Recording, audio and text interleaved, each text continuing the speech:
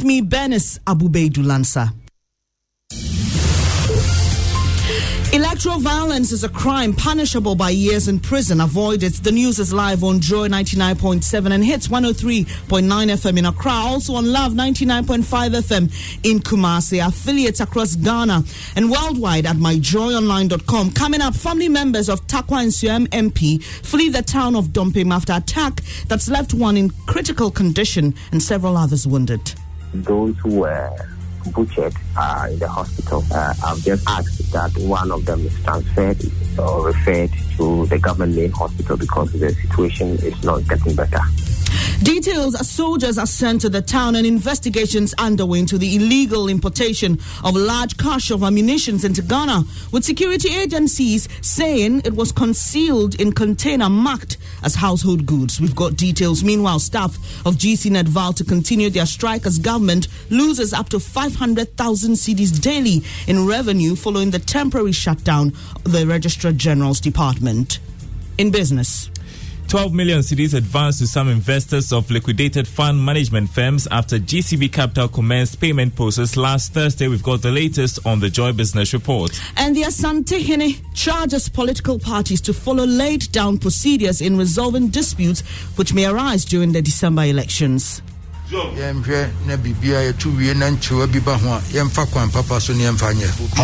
all political parties to use the proper laid down means to address any grievances. We've got details in a bit. Thanks for your company. The details now. Family members of the MP for Takwa Nsuem Kuduka have fled the town of Dompim after several of them sustained severe machete wounds when they were attacked over the weekend. One person is said to be in critical condition. Mr. Duka has told Joy News a team of soldiers have been deployed to the town, but he's had to get his family out for their own safety. As of now, I've asked them to come to Takwa, and I'm with them in Takwa. Most of my family members are with me in Takwa, and that of the municipality executive. So, I've also been informed that the military is also on the way to also foster peace in the area. As I speak with you, those who were butchered in the hospital, I've just asked that one of them is transferred or referred to the government main hospital because the situation is not getting better. The MP has been talking about steps he's taken to ensure his safety after the attack. I don't have police protection as I speak with you, but we're hoping that we will be protected going forward. And will you consider requesting one? Yes, I will do that. Takwa Nsuem MP Mrekuduka, then our regional correspondent Ina Thalia Kwanza has been finding out more about this incident. Ina, thanks for joining us. Now tell us, there were earlier reports about this being linked to a chieftaincy dispute, but the police says that's not the case. What have they been telling you? Yes, Benny. So the police is saying that though the suspect and the victim are both from the opponent side of this chieftaincy issue, their investigation tells them that it has got nothing to do with it. But do they mention what led to this incident? Well, they said that it was an earlier couple in the community of Dompim, and so one of the victim was attacked by the suspect because the suspect says that his brother-in-law had been attacked earlier by the opponent side. But from what they have picked up on the ground, it has got nothing to do with the chieftaincy issue in Dompim. Briefly, Ina, what do we know about the deployment of military in the town?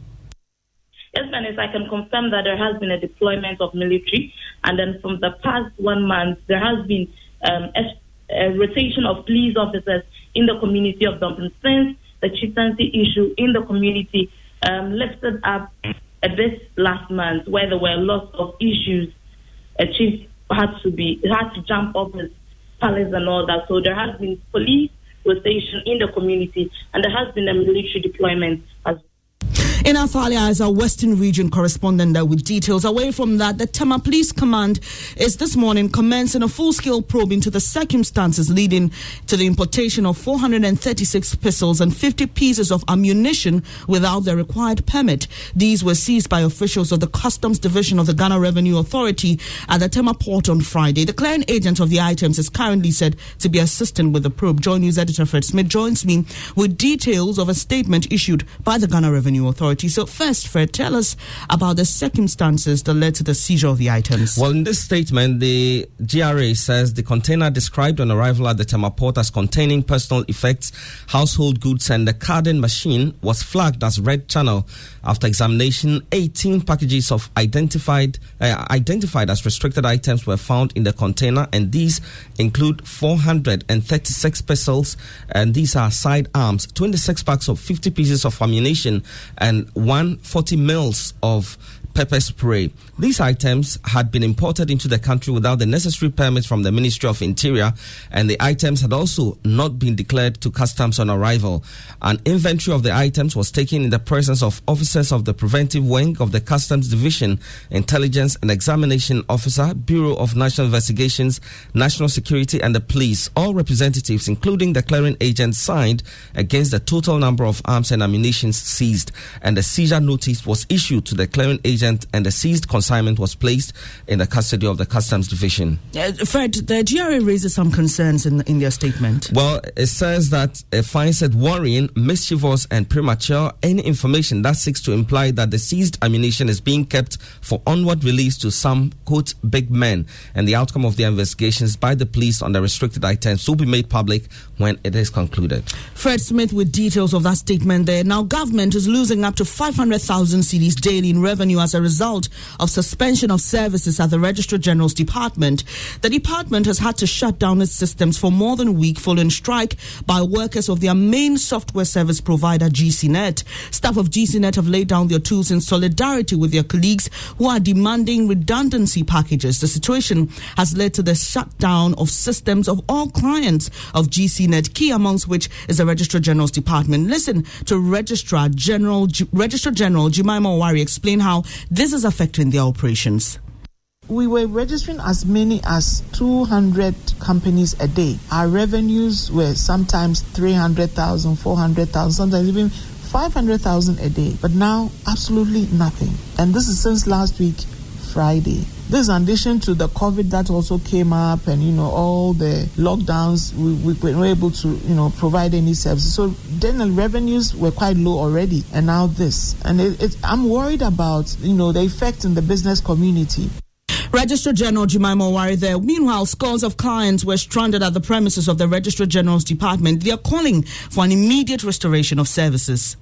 Yeah, I've been here since Monday. Anytime it will be like the system is down and all that. Today we came and then we saw notice that they had an issue with GCNet, which they are trying to solve. Anytime that you come around, the system is not working. So most of the time you have to wait, spend your whole day over here, and the feedback is the system couldn't come, so you have to go and come the next day, which is very frustrating. So I don't know what management is doing about it, because we have other things doing, and we can't be wasting our time at the Registrar General each and every day. Everything should be working for us to be able to move on, because I feel like Ghana, for where we are now, because now if I need to open a business account now to receive money, I'll need that certificate for that, and I can't do that now. Well, striking staff says they will not call off the industrial action until successful arbitration by the National Labour Commission. Here's one of them. NLC didn't tell us to go on strike. It's our welfare executive. So if the welfare executive comes out today that guys tomorrow go to work, they will go. But if nothing of that sort comes out, we are not going. We need to respect our executives, and we are doing just that. You heard one of the striking staff of GCNet. The Asante Hene Otumfuo Osei II is charging political parties to use the courts to address their concerns if they are unhappy with the results of the 2020 polls. Several African countries have been torn by violence in the lead-up to elections. The Asante Hene wants politicians to stick to issue-based campaigning rather than commentary that will fuel tension ahead of the December 7 elections. He spoke when Vice President Dr. Mahmoud Bawumia paid a courtesy call on him at the Menchia Palace as he commences his tour of the Ashanti region. We abhor electoral violence as a society. We have no other country apart from Ghana it is rather prudent to sell your message to the electorate. The superior argument will persuade the people to vote for your candidate. There are 5 countries in the sub-region going to the polls in the months ahead. Neighboring Cote d'Ivoire and Guinea are witnessing some level of political unrest as I speak now. I would urge all political parties to use the proper laid-down means to address any grievances if they are unhappy with the electoral results. The Asante Hene Otumfuo said to the second ending this edition of